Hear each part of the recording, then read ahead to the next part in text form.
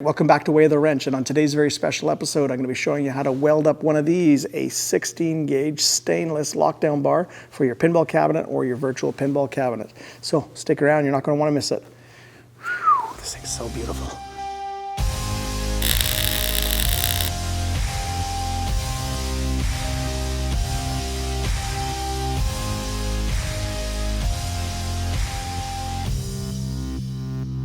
So in a previous video, I've already shown you guys how to make your very own custom pinball lockdown bar without any welding by using 19 gauge mild steel and with the use of a hammer form. Now, if this interests you, I will put a link above to the video so that you guys can watch that and get that figured out for yourselves, especially those of you that don't have welders. Now, there are a couple things that I would like to kind of improve on this with this next build. The first one is, as nice as this wrinkle coat black texture is, I would like to have the shiny metal look that you see on most pinball tables. So switching to stainless is automatically going to do that for us. We don't have to worry about rust because it's stainless. However, switching to stainless plus a thicker 16 gauge is going to have its own problems. The big one is it's going to be a lot harder to bend around the hammer form. And in the corners where we try to shrink and get that to sit down, it is not going to do that at all. So it's going to require one or more cuts in the corner to take out some material so that it allows it to bend down, which will require welding, which is what this video is about today. Now, some other improvements I would like to do is the original lockdown bars aren't so flexible, especially in the middle here and when you clamp it down, because on the underside, the part that has the tangs and stuff, there's another big thick piece of steel that's kind of put in there to help stiffen this up. So I would like to do that as well and maybe incorporate that into a different style J-hook. And then while we're at it, I wouldn't mind if these were a little bit deeper. I was planning for 1 inch and these kind of are about 7/8. So just add another 1/4 inch or something like that just to get a little bit longer. And then when we're all said and done, I'd like to polish this right up so it looks beautiful and nice and shiny on this cabinet. So the very first thing is we have to start cutting some material, and because it's 16 gauge and stainless, I am now with you guys. I can't use my shear, so I'm going to use that zip disc on a grinder and start cutting out our material. Now, because we're cutting this stainless 304 sheet with one of these thin cutting discs, that means we're going to have some safety gear on. So first up, we're going to have some safety glasses, protect your eyes from the spark, and you are not wanting to breathe the stuff coming off, especially with the disc as it gets worn down, so make sure you have a respirator or at a minimum a dust mask so that you are not breathing that stuff in. Now, the other thing is there should be a guard on here. Position it so that it's going to protect you from the sparks and in case the disc breaks. And when you go to turn it on, the disc spins in a certain direction. So what I always do is I have it so that I am holding the grinder while it's trying to run away from me, as opposed to the other way where if it was to catch and it doesn't come shooting at me. Now on that note, do not have your fingers or your hands in front of you as you're doing that cut, otherwise when it takes off it can cut you. Now, the other thing is the sparks coming off. When the sparks are coming off, you got to make sure that you don't have anything in your area that's going to start a fire. You got no combustibles, flammable stuff going on, etc. Now, for the actual cut, it has some thickness to this disc, so keep that in mind. So you should always stay to the waist side of your cut so you're not making your part too small. And because it's stainless, it is not going to dissipate the heat like normal steel does. So what that means for us is it's going to have to be a slower time to cut this. Don't rush the job, it's just not going to be able to get rid of the heat fast enough. So take your time, stay on your line, and when you get near the end of the cut, just watch that when it doesn't come down and try to pinch on the blade. Okay, let's get this cut. And don't forget your grinding and make lots of noise. So you gotta protect those ears. Use some earplugs or some earmuffs.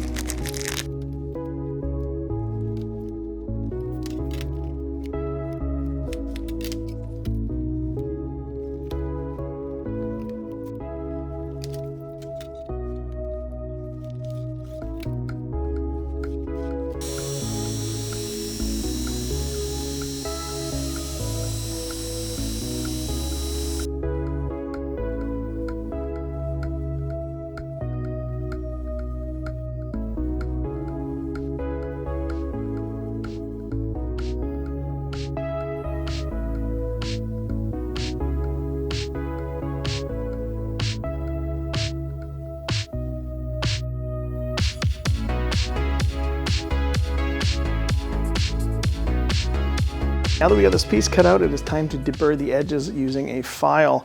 Now you are going to have to take your time, because if you slip while you're doing this, you are going to absolutely tear yourself open with these absolutely gnarly edges on here. So take your time, make sure you don't slip. Knock the big chunk of the burrs off first, and then once you got that, kind of roll the edges or change the angle with every pass so that you can go around this entire piece and make all the edges nice and soft and fondable so that you're not going to get hurt in the next step.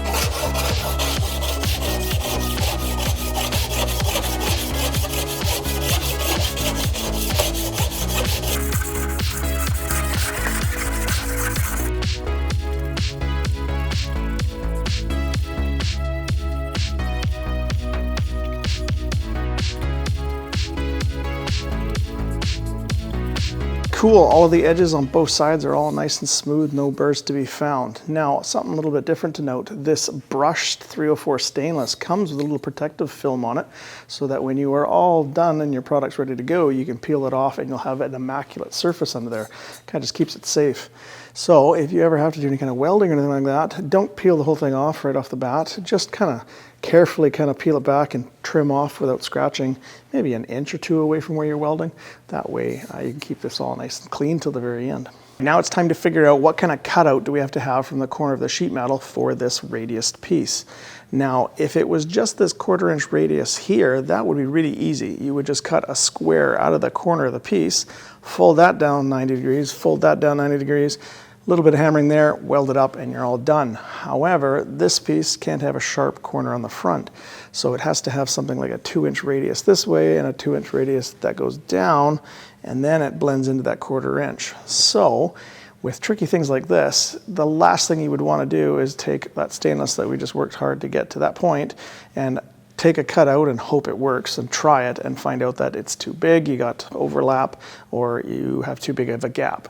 So the best thing to do is to make yourself a cardstock stretch out to simulate what the sheet metal would do, and then go from there. So let me show you what I mean. So first thing we need to do is make a nice square 90-degree corner. So grab a carpenter square, trace it out with a pencil, and cut it out carefully with a pair of scissors. All right, next thing we're going to lay out is the dimensions for the side and the front of the lockdown bar. So for me, I'm going to make this 1 3/16 inches. And the next thing we're going to lay out is what the radius over the front edge and the side edge of the lockdown bar is. So we have a 1/4 inch radius. So what I'm going to do is I'm going to split that dimension and make a mark 1/8 on this side and 1/8 this way, and then lay out 2 lines on both sides.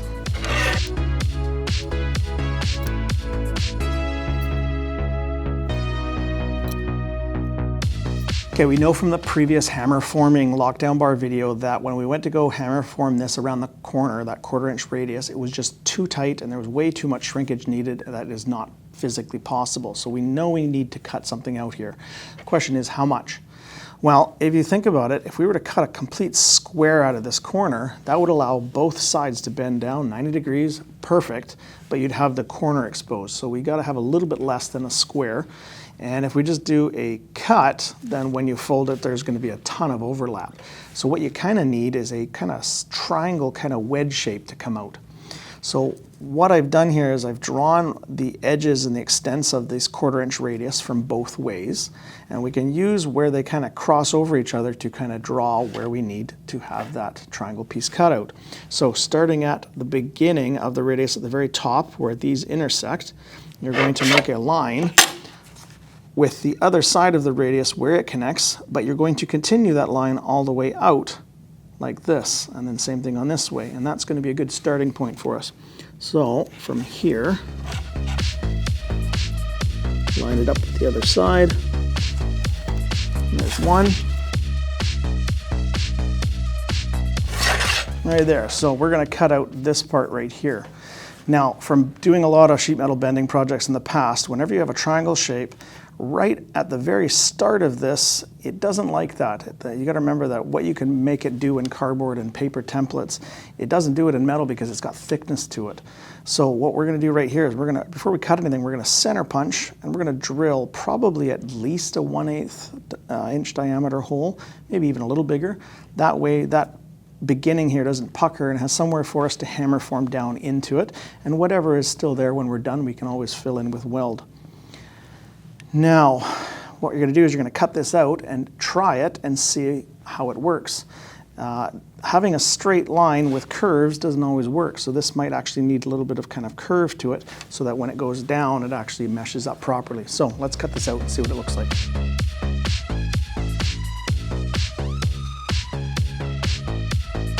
Now on our hammer form, what we're going to do is we're going to use a pencil and lay out where the center of this 1/4 inch radius is on both sides here, so that way we can help line up where that paper template's going to be.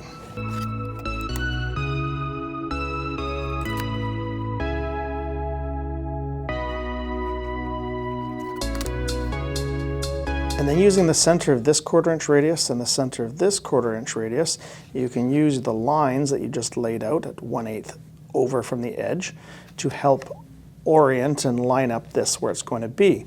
And then all you have to do is fold this down and fold this down and look at the front to see what needs to be adjusted. Now you can tell from here that first angled cut, that triangle piece, that's actually going to be pretty good. And you can also kind of see that as we try to fold this down hammer format, that this is starting to pucker right here. So that's why we're going to drill a little 1/8 inch hole at least right there. And then looking at the front, let's take a look at what needs to be trimmed off here. And then from the front here, when we bend this down and we bend this down, you can see that there's way too much material still there. So either that angle is not right from that point up where the radius is, or this needs more kind of like a curve more than a straight line. So what we can do to help us figure this out is fold one in and overlap it, the other piece on top, make sure it sits where it wants to sit, and you can get a pencil and make a mark here. And then keep in mind you don't want to do both pieces that way. You're going to want to go halfway on both pieces so that they both meet together.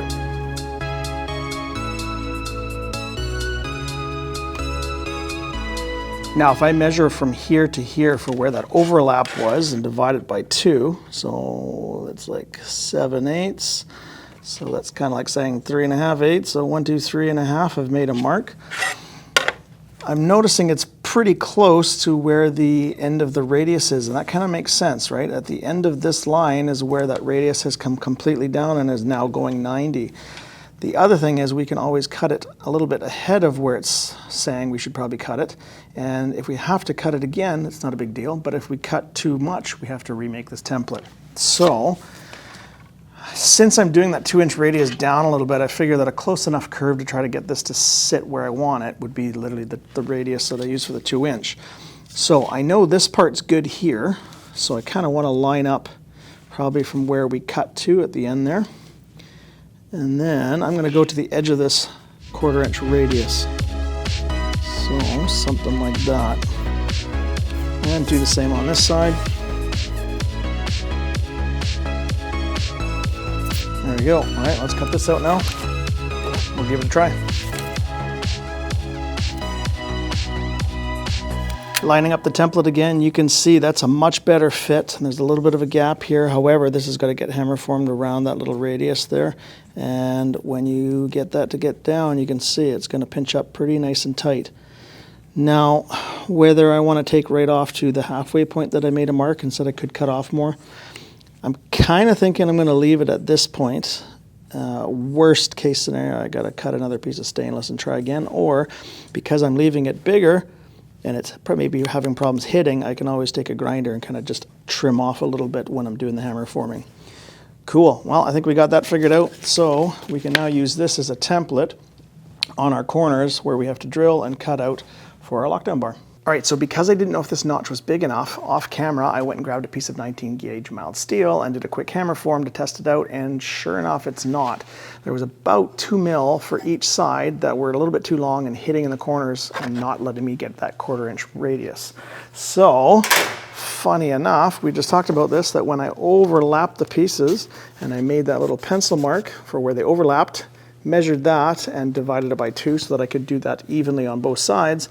Where that little mark was, that's where it needed to be. So I have changed that in this template. So now it is ready for the stainless. Now as for this little angled part at the front of the lockdown bar, I didn't cut this, I just hammer formed it down, and it comes out absolutely beautiful so that you've got this part for the side rails and this part goes down a bit more to take up the gap between the glass.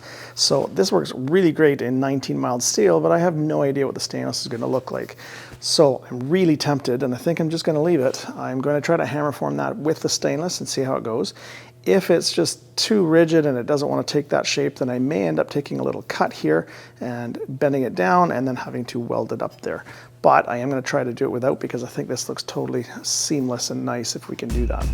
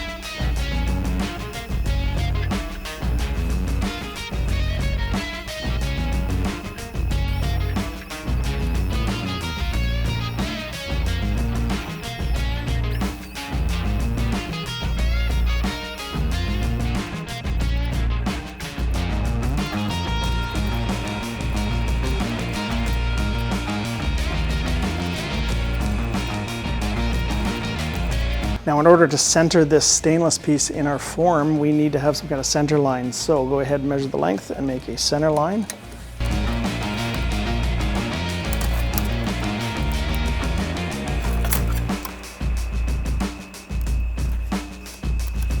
And then take your stainless with the protective piece facing up. Use that new center line to line it up with the center of the jig this way. And we want the edge of the stainless to the edge of the form this way, because the other side gets the bend. So like that, and then take your clamp and same thing, mark the center of it and line it up with the center of that. Now the only other thing we got to do is on this back side where that angle is, there's supposed to be a 3/4 inch gap here. That's where the start of this is. So we just have to measure with a ruler to make sure that it is evenly 3/4, and then we can start clamping this and getting it ready to hammer form.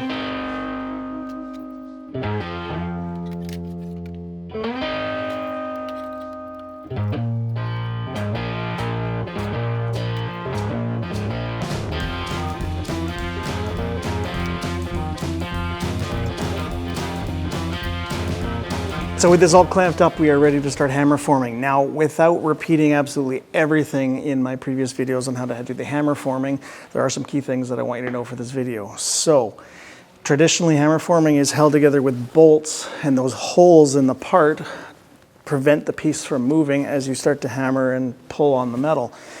I don't want any holes in this part, so what I have done is just over clamped it with about 6-7 clamps here, and hopefully that was enough. With the 19 gauge steel, it was totally fine.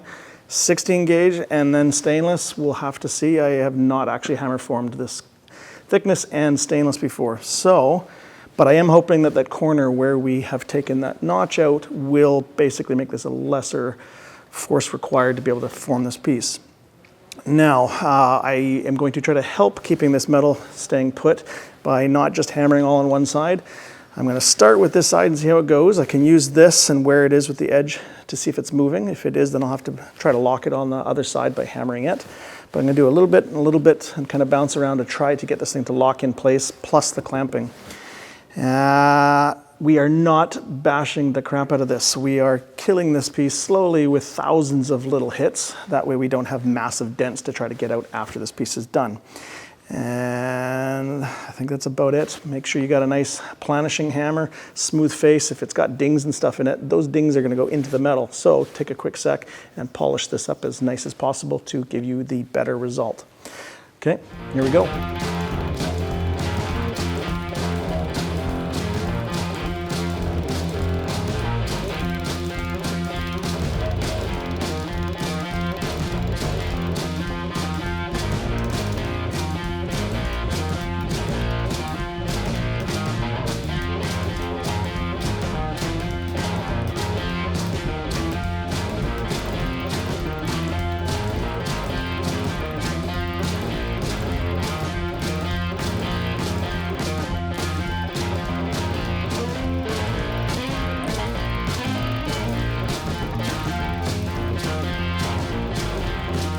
So far so good. I've got this front angle bent down and I didn't have to cut it, but we'll have to see what that looks like. You may have noticed that I was using a piece of wood to try to get that corner kind of angle detail a little crisper.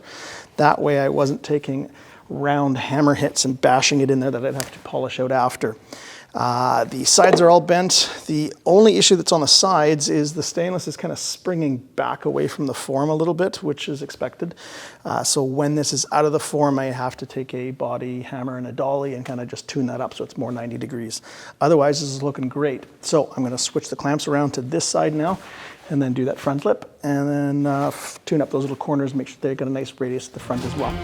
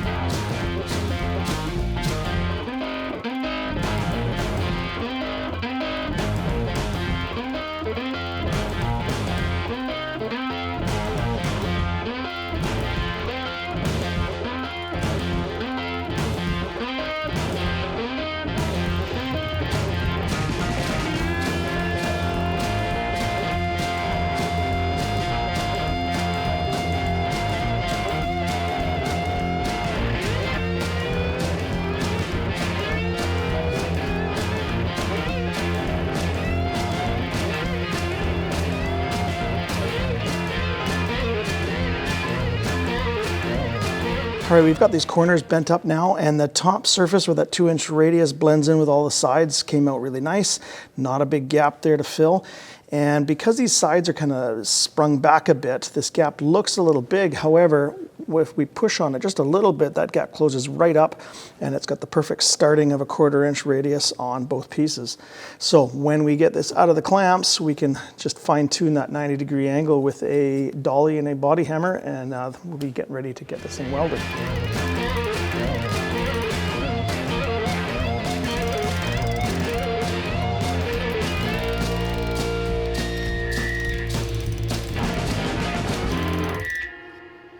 Now that we get this corner all tuned up, it's time to peel back about 1 inch or 2 from where we're going to weld of this protective film.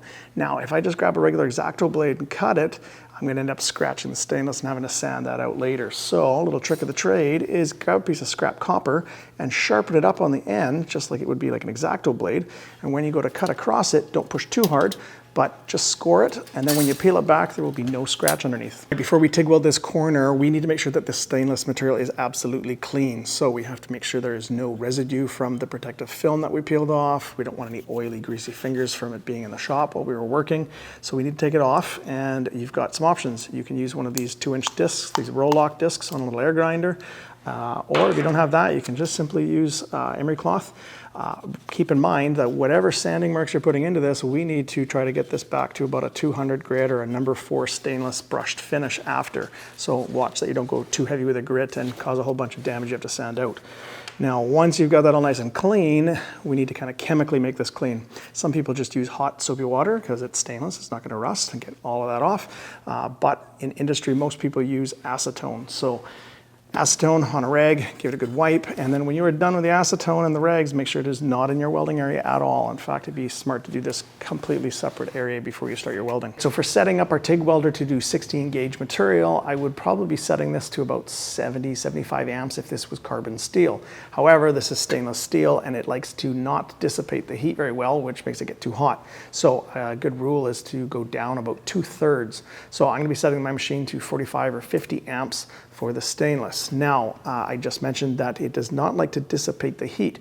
So another problem that you have with stainless is when you get it welding through to the other side, we aren't shielding the other side, and so we have something called granulation that happens, otherwise known as sugaring, and it's where the stainless starts to lose its stainless properties and kind of becomes more like carbon steel, and it makes these little kind of holes, almost like porosity but slightly different. So if you're making anything for the medical or food industry, it's a no-no. That's where bacteria can grow. So there's a couple tricks. You can either have a second purge line so that you are purging the backside, that works, or you can make some kind of a copper or aluminum chill plate on the other side to help get rid of that heat so you don't have that problem. So I don't have the purge line yet, so what I'm going to make is a little chill block out of aluminum. Now I've got a funky curve here to match the inside of the corner and the edges there so that I can clamp this right into the corner and then use that as a chill block for me. Cool, so let's get this welded up.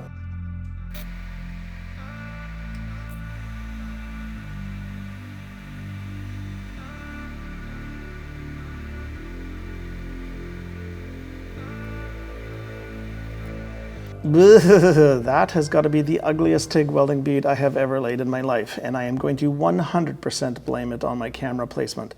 I tried 3 different setups beforehand to make sure that I wouldn't block the shot with the TIG torch or anything so you guys could see properly, and yet I could weld around the camera. I thought I had it bang on, but as soon as I struck a spark, it was obvious that my helmet was hitting the camera and I couldn't get close enough to see what I was doing for the welding. So I was kind of welding blind here a little bit. Now, that being said, especially for this project, there is no holes, there's no undercutting, there's no massive excessive heat. So I will be able to grind this and polish this and it will be absolutely perfect. So in that way, it'll be okay. But when I do the next shot, I'm going to try to get something a little bit better so that I can get a little bit closer to the weld and see what I'm doing.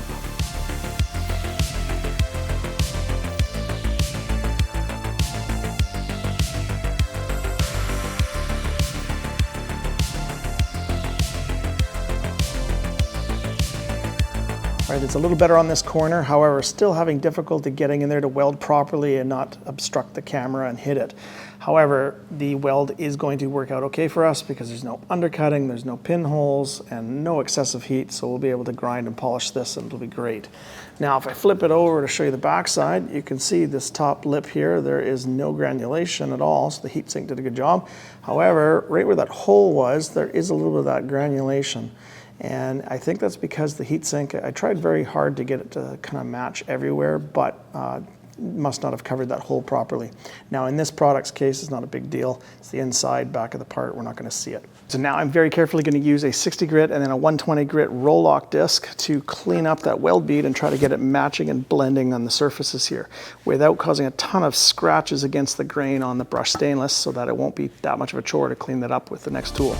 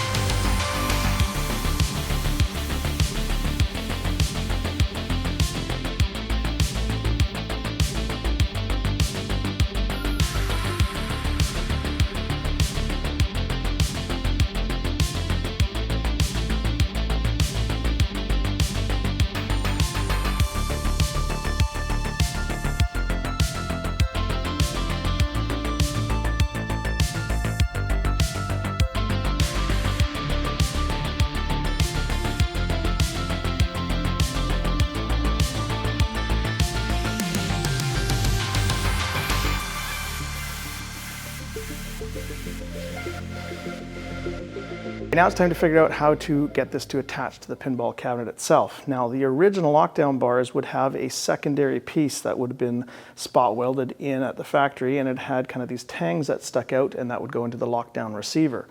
And that extra piece they put in there really makes this more rigid and stiff, and so I kind of want to have that put into this. So what I'm thinking is I will cut another piece of 16 gauge stainless and lay it in here, and that'll stiffen it up. And then we have to figure out some kind of J hooks that we can use the toggle clamps to be able to attach this to the cabinet. Now, you may want to incorporate those J hooks into that piece that you're putting in. Those of you that watched my previous video, I just epoxied the J hooks in little 3/4 inch wide kind of J hooks. If you incorporate that into the entire piece you're putting in there to stiffen it up, that would give it a lot more surface area for that JV weld to stick down. And all it is you have to just make little cuts in the piece of stainless metal so that you have these two tangs that stick out that you're going to bend up and make the J-hooks. However, since this is a welding video, that's kind of a waste of stainless to cut that all out, considering we can just do a strip this way and then weld on 2 J-hooks after. So that's what I'm going to do for this video. So really quickly with the tape measure, I don't want to go up onto where this part kicks up here. So if I make that piece about 2 inches wide, and I don't want to be anywhere where the side trim comes in. So if I come in about 1 inch from the edges, something like 24 inches, so 2 by 24 inches long will be the stiffening strip. And then the J-hooks, I need them to be 3/4 inch wide. And if I make them the same length as the last video, which is 5 inches, they should be able to match up with the toggle clamps that are on the cabinet already.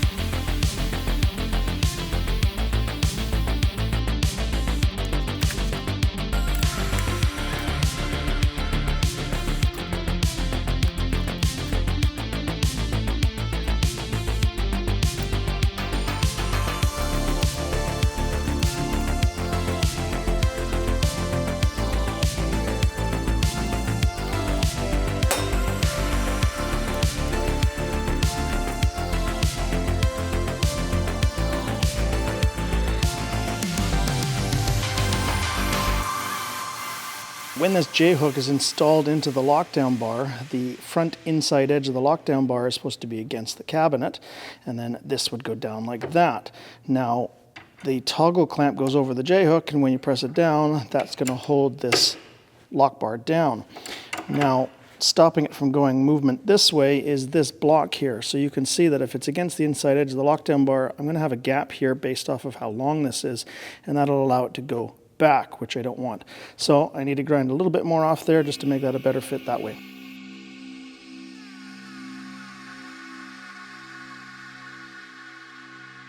To weld these J-hooks and the stiffening strip in, you got all kinds of options. One would be, if you've got a spot welder, that might actually be a pretty good choice, because a spot welder is going to put in minimal heat and so minimal distortion on this. However, I would get some scrap 16 gauge pieces and mess around with the length of time in milliseconds that those contact tips are sending the electricity through. So that way you can fine tune it so that it's strong enough that it's going to stick, yet not so much power that you're leaving a little burn mark on the cosmetic side of the part. Now, since we're doing TIG welding, I think we'll just continue with that. So what we're going to do is lay out, center punch, and drill a bunch of holes in this stiffening strip, and then we can do some plug welding to fill that up with the TIG welder. So let's go do that.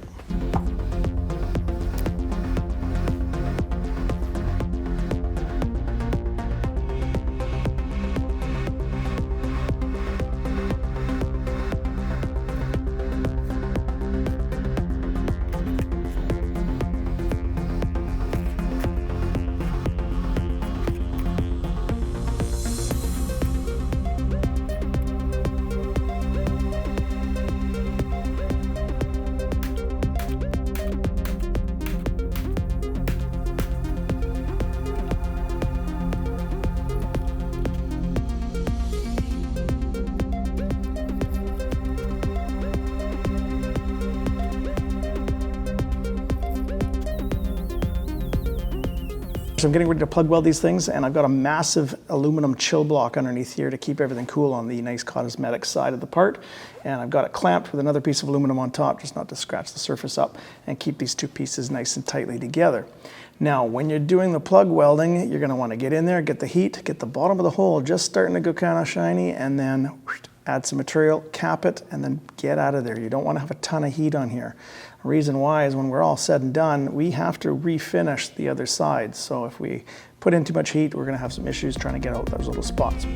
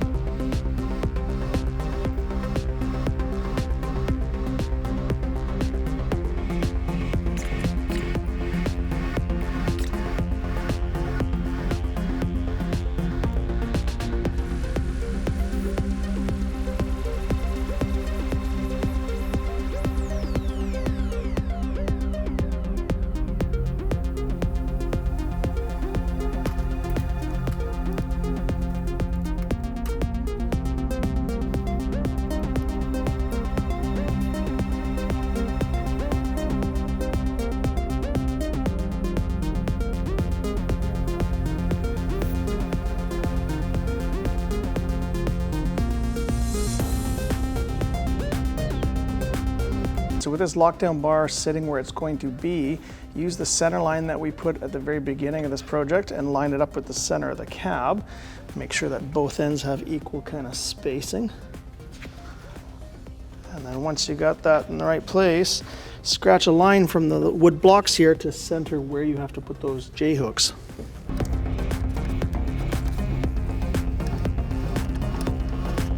This is where that J-hook is going to go, which is right over top of these plug hole welds. So I'm going to grind those flush so that I can weld that in, but I am going to leave the rest of them. There's no point to cleaning those up.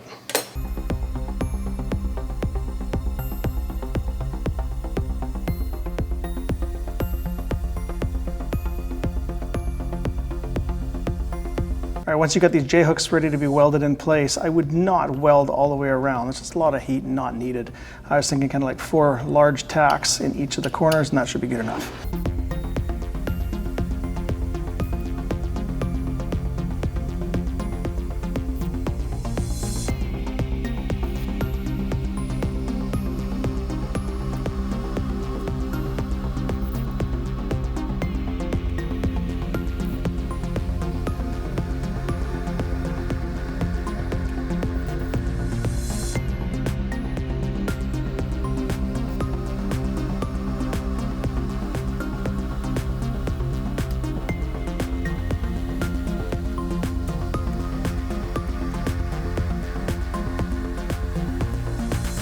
All right, lockdown bar is in, and it looks and feels absolutely beautiful and smooth on the hands. There's no play up and down, left and right.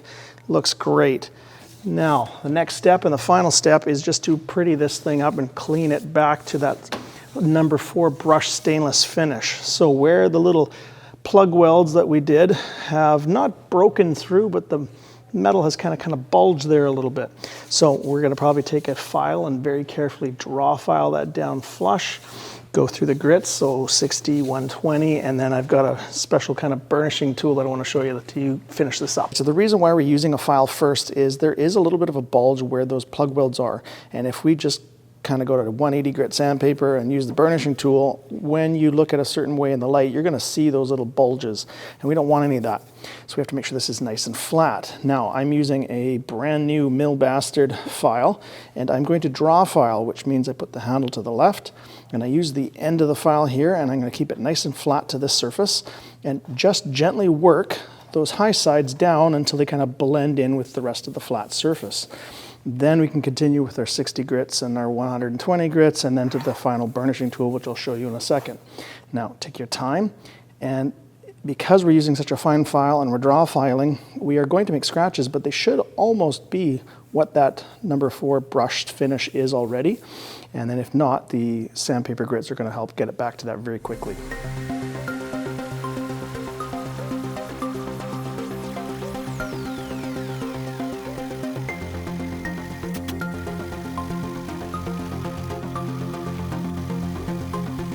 Now you know you're going to be getting very close to being done when those little round plug weld kind of high sides start to come down and start to kind of go a little funky oblong and kind of start blending into the surfaces around them. That's when you're getting pretty close to start switching up to your sandpaper grits. If not, and you jump to the grits too quick, when you polish this, you'll see it looking great. And then look at it kind of with the light in the reflection bouncing from up top, and you'll see if there's a little bit of a divot there, you got to go back and do a little more draw filing.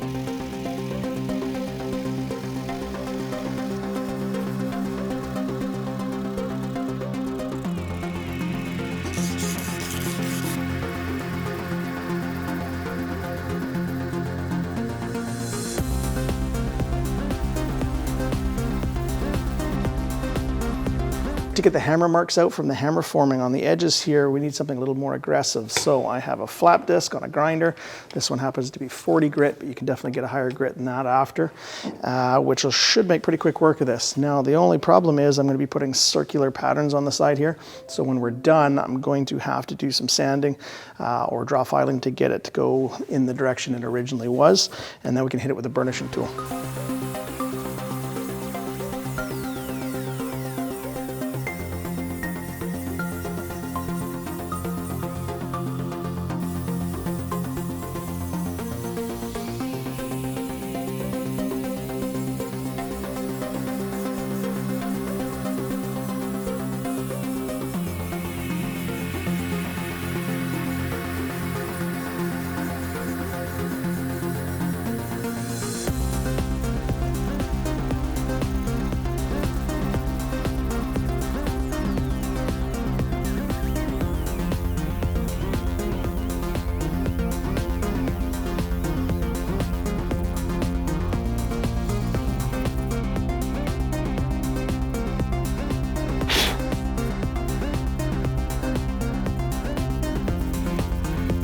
This thing is looking amazing, and this is only done up to 60 grit with emery cloth. So if you don't have the tool that I'm going to show you in a second, you can totally just keep continuing through the grits, maybe go to 80 grit, 120, and then maybe jump up to 220.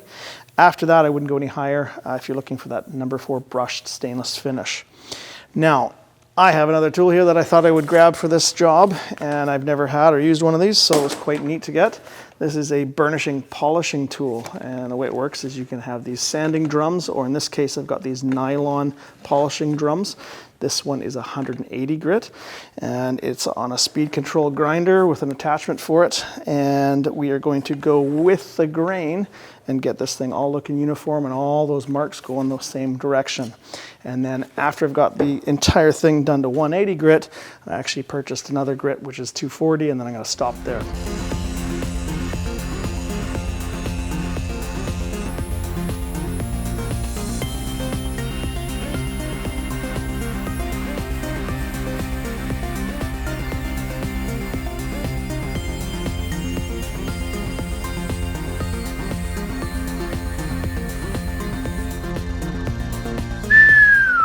Beautiful, feels and looks awesome. This thing is ready to go on the cabinet.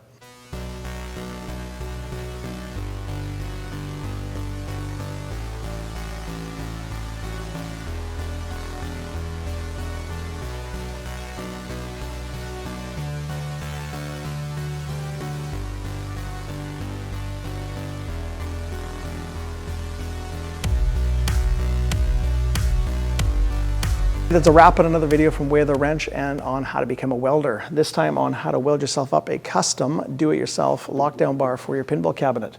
If you have any questions or concerns about what happened in the video, just put them in the comment section below and I will get back to you as soon as possible. Next up, I think now that there's lockdown bars in here, we can now start sizing out the glass and getting the rest of that figured out. So that'll be pretty cool. Look forward to that. And if you haven't already, why don't you join us on Instagram? That way you can see all the behind the scenes stuff that's going on in the shop in between videos. Till next time, take it easy.